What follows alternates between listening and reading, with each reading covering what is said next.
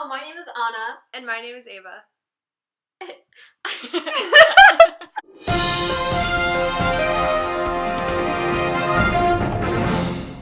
Hello, my name is Anna. And my name is Ava. And welcome to Plotnik's Period 6 podcast. So today's first issue, we will be discussing how the Supreme Court is diving back into the fight over contraceptives in Obamacare.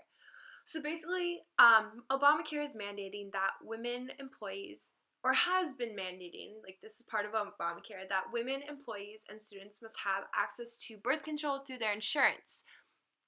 But now the Supreme Court is going to rule on whether federal schools, college, and charities may refuse to cooperate with Obama's plan of offering free birth control to female employees by signing a notice citing their religious objection.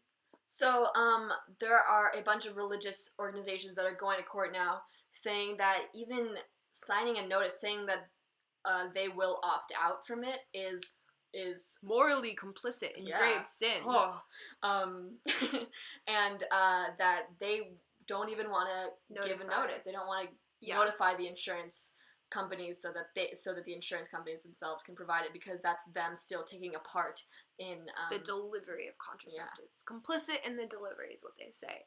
I feel like this is a little strange because providing these contraceptives will, it's good for women's health, and it'll decrease the amount of unwanted pregnancies, which decreases the amount of abortions, which they're also probably against.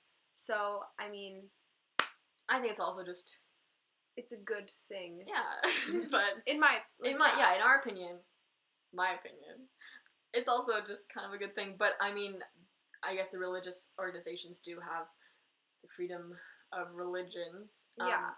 But I think this is a little bit of a stretch. Yeah, it is. A lot of judges have said that it's not a big enough burden on religious freedom to refuse to notify the federal government. Because it's, yeah. We'll see what happens. It's gonna go through. It hasn't happened yet. Yeah, they haven't actually ruled on it, so we'll see. So our next issue is Obama rejecting the Keystone Pipeline. So the proposed pipeline would span 1,200 miles across 6 states, and it would move about 800,000 barrels of carbon-heavy petroleum through Canada, through Nebraska, and down to the Gulf Coast, where it would then be sold to the world. So one of the reasons that a lot of Republicans mainly have been supporting it is because they say that it is good for the economy, it'll create a lot of jobs, the gas prices will go down, and it's not that bad for the environment. So Obama came out with John Kerry, his Secretary of State, and he said that the U.S. is really trying to be a leader in the climate change fight, and that this would contradict everything that his administration stands for. It's just not something that he would be in favor in. That was one of the very big key issues. Yeah, they said it was the critical factor. Yeah, with the pipeline that he had, and then. So what he later said was that it actually wouldn't improve jobs. It won't add many jobs to the economy. Something better that Congress could approve would be something like infrastructure, which would add many more jobs. 3 times the amount of jobs as the Keystone Pipeline. I mean, it's just that he says that they always claim that they really want to create jobs, but this would not actually help. There are other things that they could do. And then he says that gas prices wouldn't really go down. They wouldn't see that much of a decline in gas prices, so they're already decreasing naturally, so we don't really need the Keystone Pipeline right now at the moment. And then Obama said that he believed Keystone has had an overinflated role in our political discourse, and said the project's potential to create jobs in the potential environment threats were exaggerated. I completely agree. I think it's been something that's been really talked about for, I think, 7 years now, or 6 or 7 years. It's been a big issue, and I don't think it really had to be. I think there were obvious facts that that many people came out with that would honestly would make it something that doesn't need to happen, and it was just used as something for votes that people would say to get votes for things, and I think it was completely overinflated, and I'm glad that it's done now. Yeah. So now our third issue of the day is Donald Trump. Recently at the GOP debate, there was actually a protest outside. They were protesting the minimum wage. They wanted increased to 15, and so Trump is actually saying that he thinks it's too high. Yeah, that which was interesting. It was something that was talked about at the debate, and he had a very strong stance. He's actually the only candidate that has stated that it is too high. Yeah, he says that we are a country that's being beaten on every front, economically, militarily. There is nothing we do now to win. Adding that our wages are just too high, which I think is a little ridiculous. People are having trouble living off of the wages they're making. And then last Saturday night, he went on SNL, which also had quite a few protesters standing outside. Yeah, people kind of thought that SNL was promoting him, and people were kind of upset because it made him a little bit more likable. He was able to make fun of himself. He's an entertainer, so he's gaining a lot of media attention, and people are a little upset about that. What did you think about the show? Well, to be honest, Ava, I think it was pretty not good. I felt kind of bad about, like, watching it, because I was, like, supporting him, or whatever, but it was just not a good show. I just didn't think it was that funny. It wasn't. I didn't see all of it. I saw his opening monologue, and like, the whole one about him live tweeting it was just not. It was not funny. That. And then there was the Hotline Bling. Yeah. Little remake. I saw that. Not as funny as I thought it could be. Not as funny, and SNL is really putting him up. It's the media that is really getting him, I think, through the. No, yeah, I think it's smart that he did this. Yeah, completely. Makes him more real and relatable. So, I think it's good for him, not for the people that are not supporting him. So recently, Kelly Kent and Ann Burke triumphed in the school board election. Culver City held their election on November 3rd, last Tuesday, and there was a not-so-surprising low turnout, very, very low, about, like, 3,000 people voted out of a lot in Culver City. But, yeah, Kelly Kent and Ann Burke won, and Ann Burke was running on a slate with Scott McVarish as part of the UPCC, or United Parents of Culver City, and I thought it was really interesting that Kelly Kent won because UPCC had a PAC. They hired a real campaign manager for Scott and Ann, and there was a lot that went into that campaign. But honestly, they didn't do as much walking as Kelly did. They just didn't reach out to the people as much as they used the money to, do robocalls, to send out pamphlets.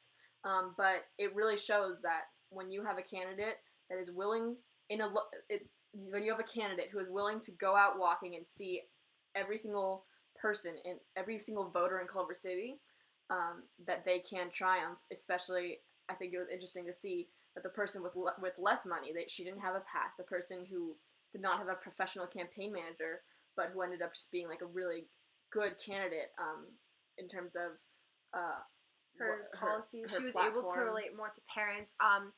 One of the things that she received a lot of backlash for was that she was a little inexperienced in the bond, which is a bunch of money for reserved for schools, like the money that we're going to use to fix the frost, like the bathrooms. She hadn't gone to as many meetings, so she received a lot of backlash about that. But she said that she was happy that she didn't focus early on in her campaign on the bond, because she didn't think it was going to be something that was successful in her chances of winning, because she promoted things like healthy school lunches, sustainable schools, and that kind of related more to what the voters wanted, and that's why I think she won. Yeah, I mean, I think it was just really interesting. We've been learning a lot about PACs and money and politics, and how usually the person with the most money wins. And that is true with congressional elections. It's true with, like, presidential elections most of the time. Like, that stays true. But in these little local elections where you can get out to see every voter, you can really get in touch with the people. I think money. It was nice to see someone beat money. So, an interesting opinion article we found in the New York Times is called Defense of Gotcha Questions, and it's written by Patrick A. Stewart. And it's basically talking about when you see the debates, a lot of the questions the moderators ask kind of poke at the candidates to kind of talk badly about one another. Like they're kind of instigating. Like, yeah, they're fights. instigating fights, and it kind of creates this drama. So he's basically saying that while they don't necessarily always relate to politics, it does create many more, like a much more approachable, kind of relatable environment, and something that many more people will tune in to, because it's kind of a spectacle. It's like, who's the presidential survivor kind of thing, like who's the most quick-witted. And without candidate. without these kinds of questions, a lot of people don't think it's interesting to watch. And even though there are these questions, like there's still some good questions, so people do learn from watching the debate. An interesting point that was made was that these channels aren't necessarily liberal, but they are capitalist. So they're trying to make money by increasing viewership through like this like reality kind of TV. Yeah, it's not like they're trying to. It's not like Fox News is a liberal news channel that's trying to make them look bad. They're capitalists, and these little fights, these little skirmishes are increasing their viewers.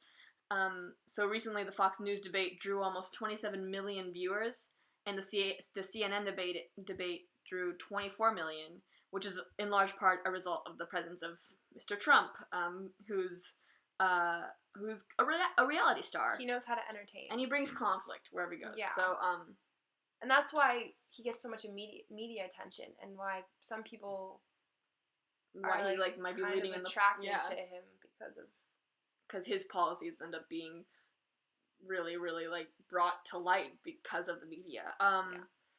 And he says that like one of the most important things that's happened by having all these Americans attracted to the debate and to politics is that it might motivate people to vote. So it might get the voting turnout up, which is something we need because there's a lot of political apathy. Yeah, I mean, I agree that that it might increase the voter turnout, but I think that it's important to have a high voter turnout, but I also think it's important to have a voter who is informed. And sometimes I think that these debates aren't about informing people. You need a balance. And I think one of the debates recently, I think for the Democrat candidates at least, was they brought one in at a time, and the Republicans are kind of thinking that they need to do something more like that, because you can learn a lot more about a candidate that way. It's not them just like fighting. But I do think that humor is a big part in these campaigns. Like, if a candidate doesn't have a personality, if they aren't likable, then they won't win. So, what do you think about, like, what is more important to most people? Like, policies or personality? I think people are definitely attracted to personality, and I think that's, a lot of the reason that Trump is leading the polls is because of his personality.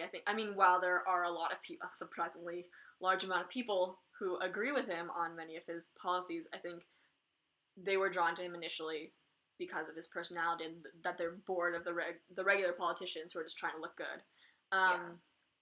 And I think, it is definitely important to get people to watch these debates, but it's also important to have them be informative and not just about fighting. Exactly. So you guys should check out the article. It's on the New York Times. It's pretty good. So that is the end of our little weekly podcast. Yeah, that concludes Plotnik's Period 6 podcast. Plotnik's Period 6 podcast. Thanks for listening.